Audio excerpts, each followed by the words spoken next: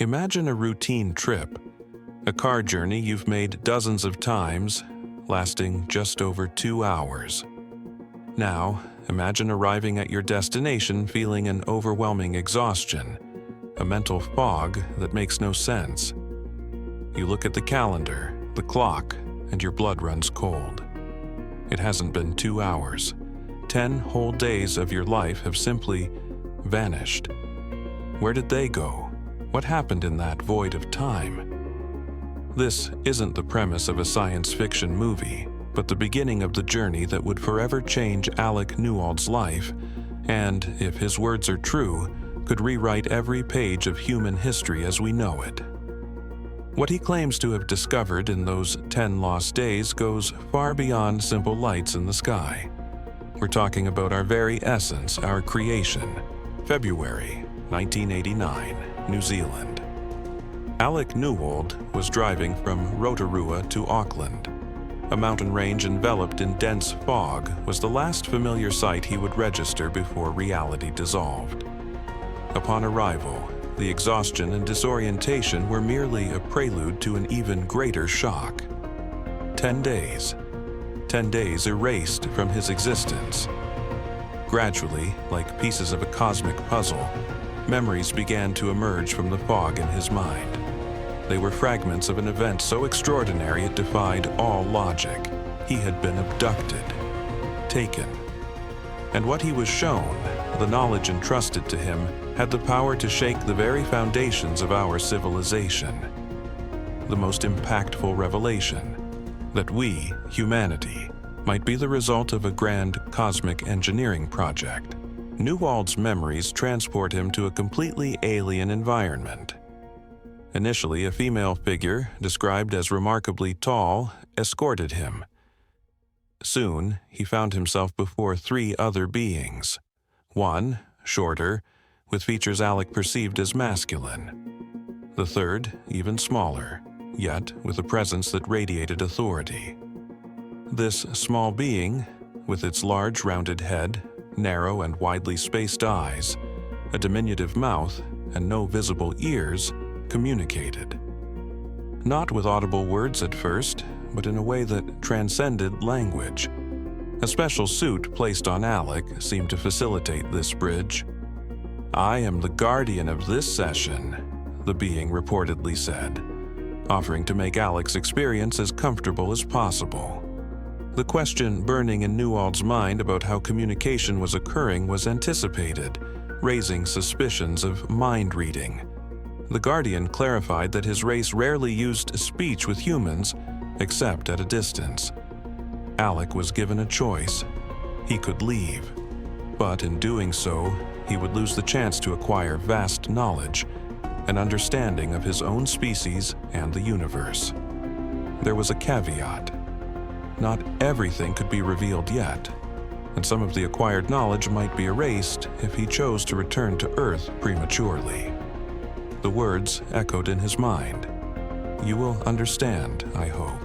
Newald's decision led him to an unimaginable spectacle. An immense city, immaculately clean, stretching along what appeared to be a coastline. A dark, almost black, and incredibly calm sea lapped its shores. The city itself occupied a strip of land between this coast and a vast desert. There were no towering skyscrapers. Most of the constructions were low, with predominantly circular shapes.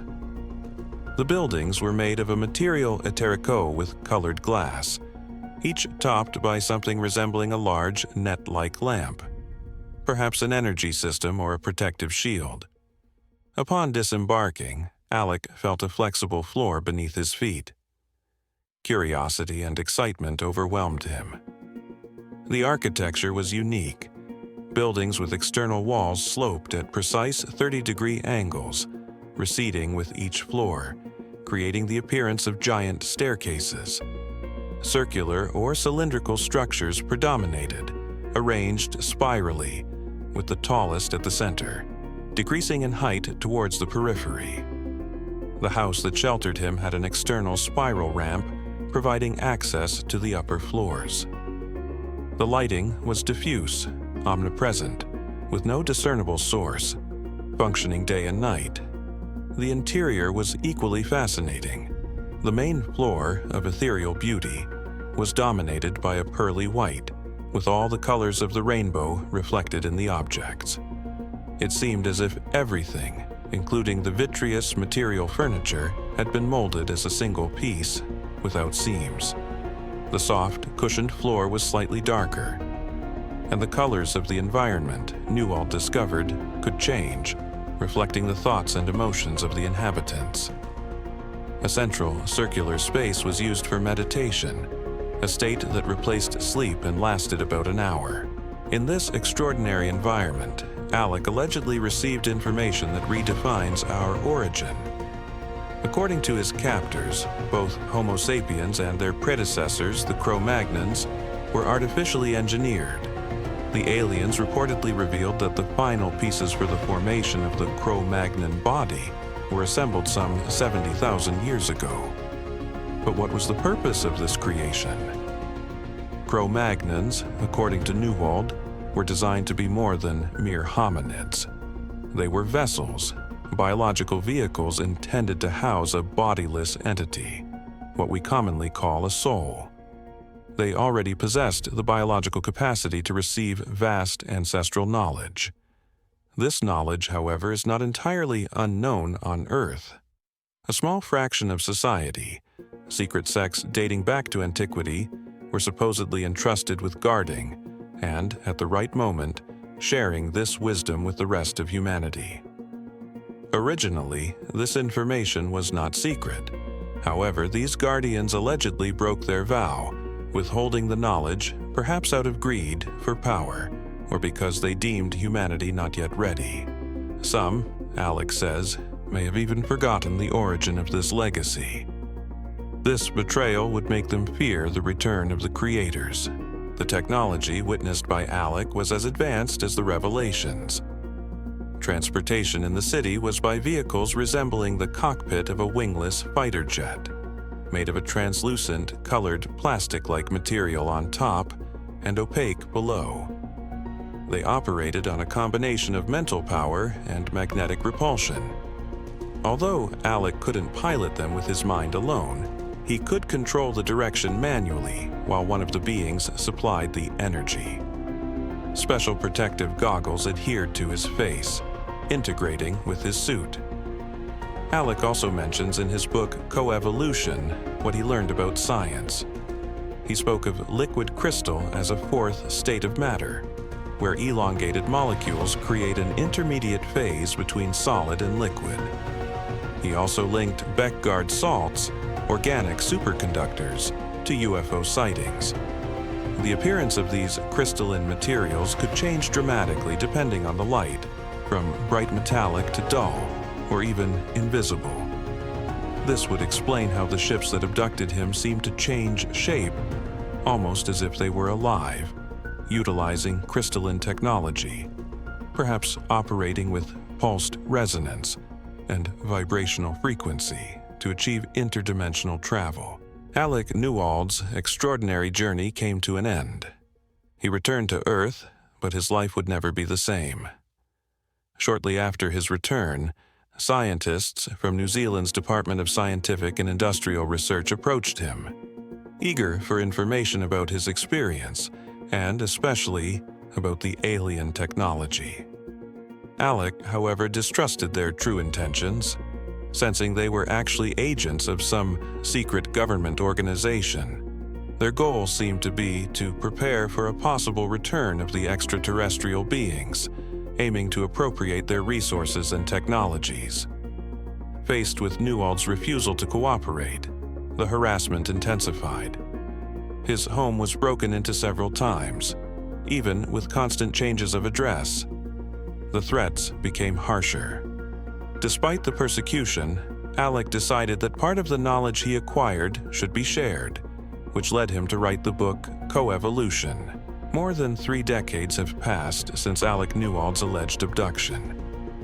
He continues his search for answers, dedicating himself to exploring mythology, paranormal cases, and ancient history.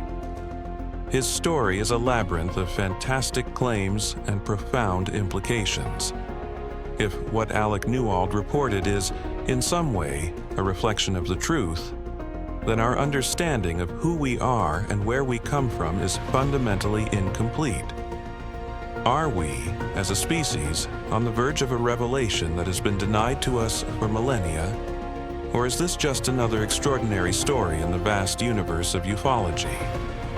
Alec's experience leaves us, like Isaac Newton before the great ocean of truth, only like a boy playing on the seashore, and diverting myself in now and then finding a smoother pebble or a prettier shell than ordinary, whilst the great ocean of truth lay all undiscovered before me.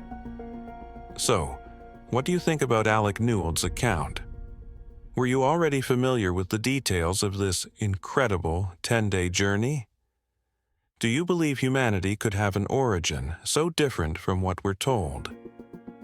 Share your theories and thoughts in the comments below. We're really eager to hear your take on this reality-bending case. And if you, like us here at Alien Cases, are fascinated by the mysteries the universe still holds, and if this exploration has stirred your curiosity, don't forget to hit that like button. That simple gesture is a bright signal to YouTube, indicating that content like this deserves to reach more inquisitive minds. It's free and greatly boosts our investigative work to bring more cosmic enigmas to you.